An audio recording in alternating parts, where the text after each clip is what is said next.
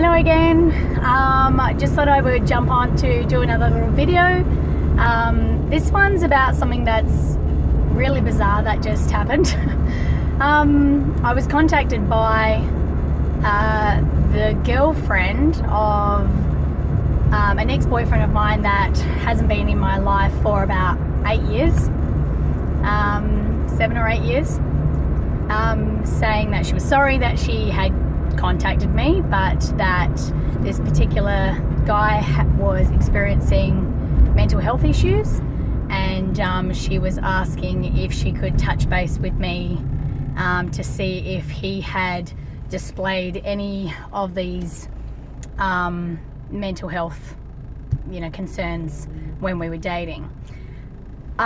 Straight away, obviously, my empathetic and compassionate way of dealing with things came into effect, and I thought, okay, I really have to maybe assess if this is a good idea to contact her back and see if I could help him. Obviously, these people are in your life, they know a lot about you, you love and care for them, and even when they leave your realm, they still are the reason you are the person that you are today. But then I had a really good think about it, and this was my thought pattern. Number one, we haven't been together for so long that I feel like bringing up a past relationship and delving into what we shared from so long ago when it was a pretty painful end is not good for me, and it's not good for him. It is the past. Second thing that came into effect when I started thinking about this was, as far as I know, he still drinks and perhaps smokes a bit of weed.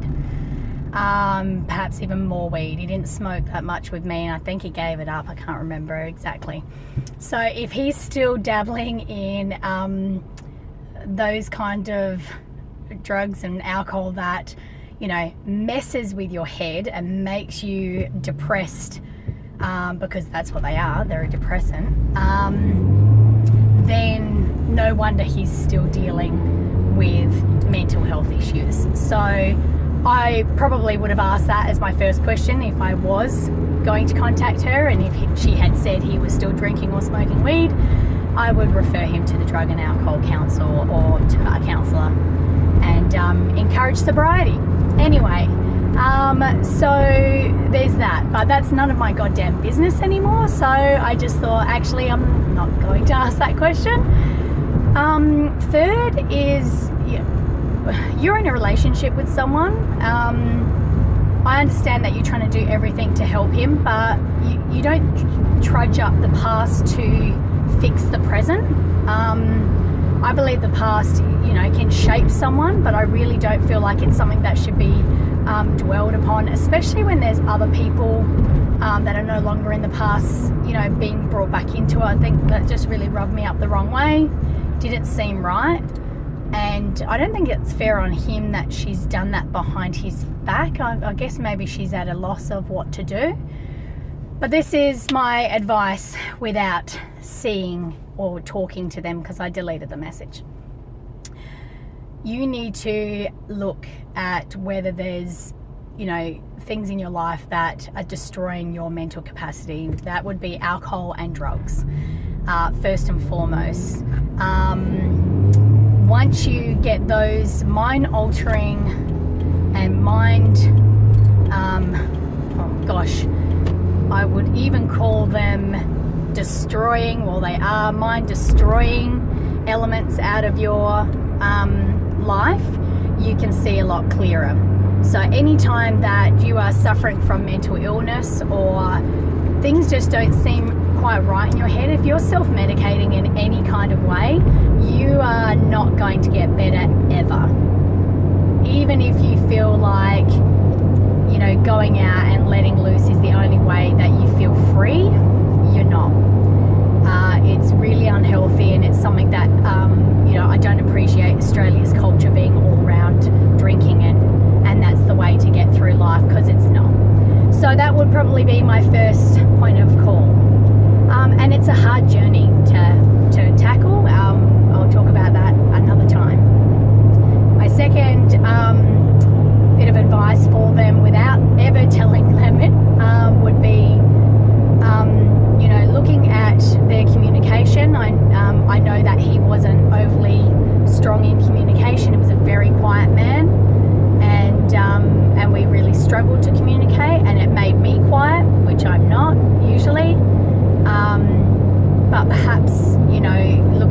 couples counselling. I would highly recommend that to her and him if I ever spoke to them. You know, they're obviously parents, and they've got to factor in that there's children involved.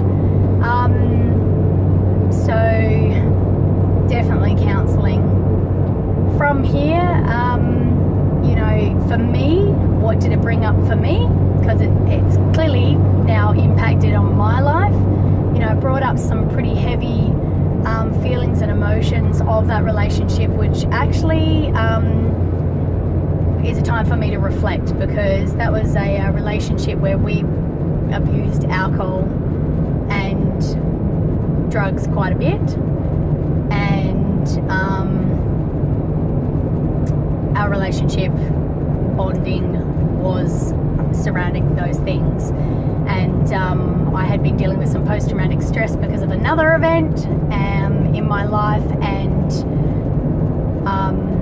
he really copped it from me because I was always coming down off something. So he was my punching bag, and it was actually one of the most disappointing relationships I've ever had, because I became someone that I don't recognize, and I don't even understand how I became that person to someone who he was a really lovely person. So it actually has brought up something for me today. You know, it's sadness. So, you know, she's impacted on me, but I'm the sort of person I am. I'm going to use it as a reflection. I no longer drink or take drugs or use any mind-altering things, because I want to be clear in this life. I want to be the best person I could possibly be, and I want to encourage others to adopt that kind of lifestyle, because it's exciting. It's exciting to be your own best friend without any cloudiness. Waking up clear every morning, as clear as you possibly can be. Yeah, I am really lucky that I've made that connection, and you know, I have had some really good people influence my life to let me know that it's possible to lead that kind of life. I highly recommend you know, assessing your own you know, values when it comes around your own mental health, and whether you need to seek professional help. If you're not feeling, you know, happy and content in yourself, you've got to remember that you know, there's a network around you, hopefully a support network around you, and if you don't have that support network, you need to seek professional help. And especially for relationships, you know, they come and go. If you've got any questions at all about anything I've spoken about, or you want me to elaborate, please let me know. I'm an open book, pretty much, and I'm hoping to help lots of people. But I guess, you know, to conclude, I would say, you know, think really hard when people come at you with past events, or you know, stirring up those kinds of things, whether you're going to invest the time, the sanity and the emotion into it, because you know, I could have tried to really, you know, help this woman and my ex, because, you know, I still have a love for him, but it's not my place. So I'm sorry, hun, but all the best, and I just hope that, you know, things have become a lot clearer for you guys. Namaste.